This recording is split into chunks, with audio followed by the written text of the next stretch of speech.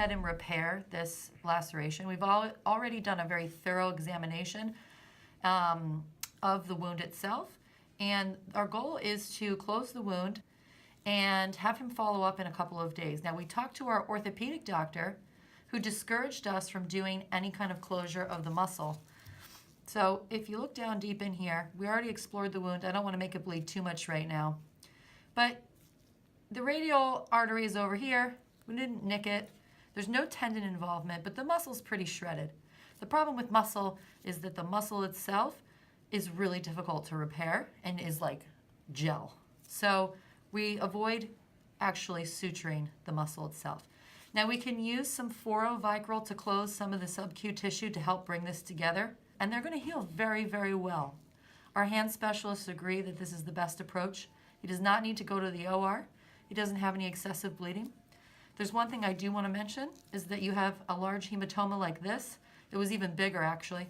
If you have that here, get it out. Take it out, clean out the wound, rinse it out. That way you can see what's below and actually do your good repair. If it bleeds a little bit, that's fine. You can just stick your finger in there as long as you know I've already x-rayed, there's no foreign body, there's no pulsation, that's good. And a little bit of blood pooling is also fine. So we're going to go ahead and start suturing this. You all know already how to suture, and then we'll give you an update on how the closure is going. So as you can see down here, we've started to finish closing all of our lacerations. I just did a quick glove change. And what I wanted to just point out is that because we wanted to preserve the tattoo, you can see that our suturing in this particular area, we lined it up as best we could. But one of the most important things that you should do is clean off the wound really well, because you get a lot of dry blood in there, so you can see the pattern of the tattoo a little bit better. So we want to make sure it's super clean. I also gave him a little Valium to relax him, as I said, and it allows me to manipulate his arm a little bit more because he still had a little bit of pain in that deep muscle area.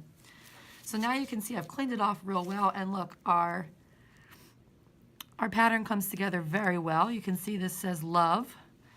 And then, I'm not sure what that says, but he's resting right now, so I'm not going to wake him up. But as you can see, I brought everything together pretty well, and it looks pretty good.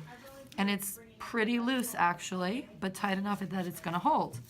One other thing I just want to point out is that we never want to leave this type of opening on any cut. Now, to you, it may look like, you know, okay, I could probably just leave it and it'll close on its own. But the problem is that because everything else was open, even this little superficial cut can leave a really deep pitting scar. So what you're gonna need to do is actually go in there and do another suture to close this final portion here. And then that way, he's not gonna have any major scarring. And you'll save, you know, obviously he's got some other scars on his arm here, but you don't want to add insult to injury. You want to do the best that you can.